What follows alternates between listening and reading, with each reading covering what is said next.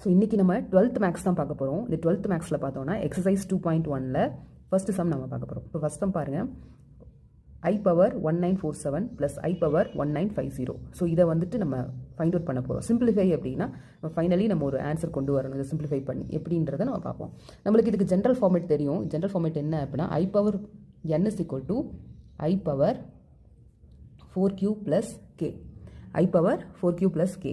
So நம்ம பிரிக்கிறப்போ, அதாவது இது எவ்வளோ பெரிய நம்பர், இந்த நம்பரை வந்து ஸ்ப்ளிட் பண்ணுறப்போ ஒரு நம்பர் வந்துட்டு it should be multiples of 4. இன்னொரு நம்பர் வந்துட்டு எது வேணாலும் இருக்கலாம். ஸோ அதை வந்துட்டு நம்ம தனியாக பிரித்து எடுக்க போகிறோம். ஓகே, இப்போ நான் வந்து I பவர் இந்த நம்பரை நான் எடுத்துக்கிறேன், I பவர் 1947. ஸோ இதை எப்படி நான் பிரிக்க போகிறேன் அப்படின்னா, it should be a multiple of 4.